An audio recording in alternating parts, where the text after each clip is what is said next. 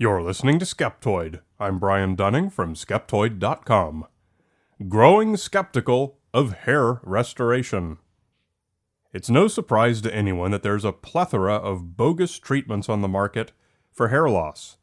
Male or female, nobody wants to lose their hair as they age, but genetics usually has a plan of its own. This makes it the perfect environment for marketers to swoop in and sell snake oil. Desperate customers and few satisfying solutions. Today we're going to check in on the current marketplace and see what's for real and what's not. As science has improved over the decades, so has the field of hair restoration. The two products proven to work, minoxidil, originally sold as Rogaine, and finasteride, sold as Propecia, remain the workhorses of the industry, and until recently, everything else was a sham. The landscape is somewhat improved today, with a few treatments now best described as promising. To keep this within the scope of a Skeptoid episode, we're going to stick with the primary cause of hair loss. For both men and women, this is androgenetic alopecia, or male pattern hair loss and female pattern hair loss, the genetic and hormonal loss of hair. For men, this is typically in two distinct locations, the top and front of the head. For women, it's typically a general thinning all over. Men represent about 60% of hair loss patients, and women are 40%. A far higher percentage of women with hair loss seek treatment, which is why those numbers are as close as they are. We're also going to avoid cosmetic and surgical options, although it's worth noting that the surgical option is far better these days than it used to be only a few years ago. Individual follicles can now be extracted and replanted, sometimes robotically assisted. Thousands of individual hairs can be moved this way, with no noticeable scarring and minimal recovery. Unfortunately, transplantation is usually only a viable option for men. Women tend to lose their hair evenly all over, unlike men who usually keep the sides and back of their heads nice and full and dense, ripe for harvesting follicles. Women tend not to be left with any good place to harvest from. It's really hard for a consumer to get good information about hair restoration online. The overwhelming majority of articles written about new treatments offering promise are written by doctors who sell them. Do a bit of online research and you'll see the same names coming up over and over again. It should come as no surprise to find that their clinic sells the very product their supposedly objective article touts. Before buying any hair loss product, talk to a doctor who is not in the business of selling it.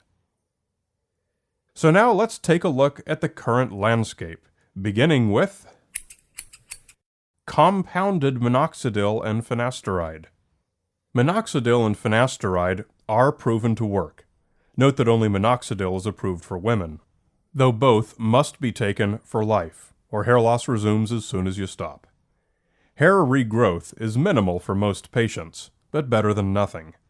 As availability has increased, clever marketers have tried to recoup profits by offering allegedly improved versions that are called compounded minoxidil and compounded finasteride. Save your money. The minoxidil or finasteride in these products is the only ingredient proven to work. The others are generally just added to make the product unique and marketable.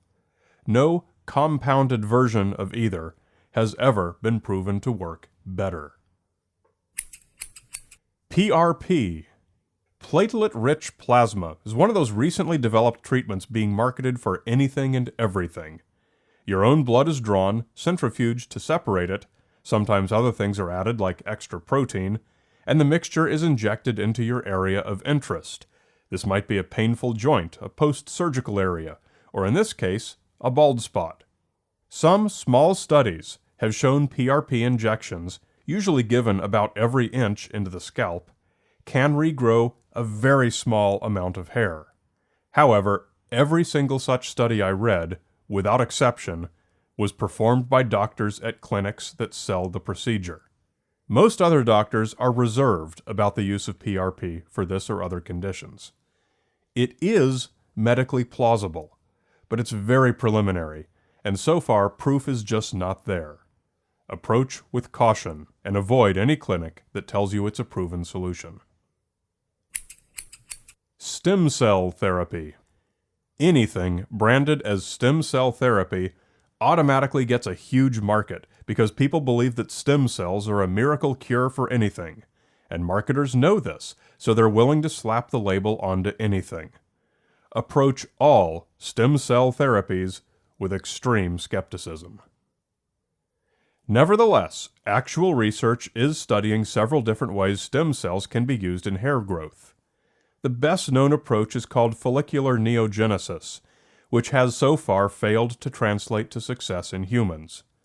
Although there's science and plausibility behind the idea of stem cells in hair restoration, so far nothing is proven or approved. Research continues and we have reason to be hopeful, but for now, absolutely avoid any clinic selling any technique labeled stem cell therapy. Low-level laser therapy. This is one of those alternative therapies that seems to exist only to sell stuff to practitioners. Low-level laser therapy, also known as cold laser therapy, low-power laser therapy, low-intensity laser, and low-energy laser therapy, doesn't even always use lasers. Many of the devices available simply use blue or red LED lights.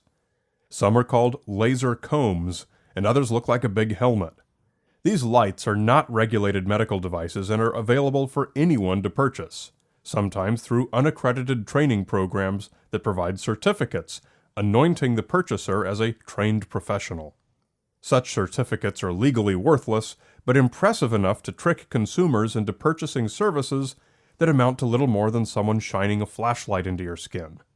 Low-level laser therapy is offered for virtually any condition one can conceive of: wound healing, quitting smoking, tuberculosis, joint pain, carpal tunnel syndrome, fibromyalgia, arthritis, breast cancer, hypothyroidism, back pain, dental and orthodontic pain, labial herpes, neck pain, periodontitis, allergies, asthma, Alzheimer's disease, arteriosclerosis, diabetes, heart failure, laryngitis, liver disease, and multiple sclerosis, Parkinson's disease, acne, and, paradoxically, both hair removal and hair restoration.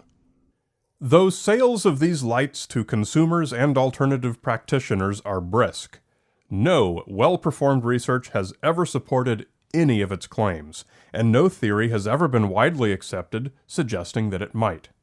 So what is its pitch for hair loss? Well, the claim is vague and differs depending on where you read it. Usually it's about stimulating the hair follicles, whatever that means, or increasing blood flow to them through some non-specific mechanism. Laser hair removal is a real thing. It uses a hot laser that targets the melanin in the hair follicle, which it heats and destroys. But low-level laser, which does not significantly heat tissue, is also marketed with this exact same claim, and it uses red LEDs like in a digital watch display, not lasers. Note that without sufficient heat to damage the tissue, there's no plausible reason why this would work. Marketers generally point to the wavelength of the light used. For hair removal using red LEDs, a range of 694 nanometers to 1000 nanometers is most frequently published. What about promoting hair growth by shining LEDs on the skin? 600 nanometers to 950 nanometers is usually given. The same range. When a product can be successfully sold with the claim that it produces two exactly opposite results using the same parameters, that's a pretty good sign that it does nothing at all. If anyone offers you low-level laser therapy for hair growth, save your money. A reminder about FDA-approved devices and what that means. FDA approval of a device only means that it is not defective and not harmful, and usually only requires that someone else have built something using similar technology at some point in the past.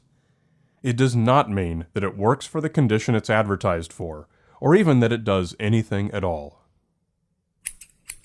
Shampoos. There are a number of shampoos on the market sold as hair growth products, hair loss treatments, for thinning hair, or as hair thickening treatments. Minoxidil is the only topical product proven to reduce hair loss or regrow hair. Any other shampoo claiming to do this is simply playing fast and loose with product labeling laws, carefully avoiding terminology that would get them in trouble with the FTC for deceptive marketing. Any shampoo sold as a hair growth product that does not contain minoxidil is unproven and probably implausible. It's almost certainly completely worthless for any purpose except cleaning your hair or depositing oils that appear to thicken your existing strands. PGD2 inhibitors. PGD2 is a lipid that's found to be elevated in bald scalp areas, and the theory is that applying an inhibitor to the area can fight the hair loss. It made a lot of dramatically overblown headlines in 2012. Now there are 3 points to make here. 1. This is a promising area of research, and some treatments are in clinical trials. 2. None of them have yet panned out into an effective treatment, so do not buy one. And 3.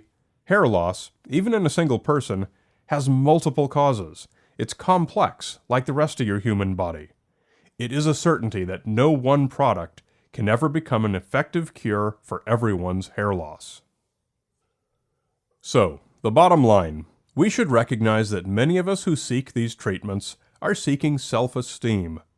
For many of us, there's a powerful psychological component to hair loss, and for some, relief from the stress and fear may outweigh the expense and lack of results.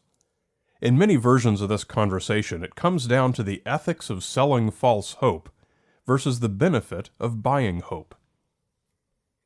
I would rather see everyone have a solid grasp on the science and be satisfied to keep their money in their wallet and not turn it over to the sellers of pseudoscience.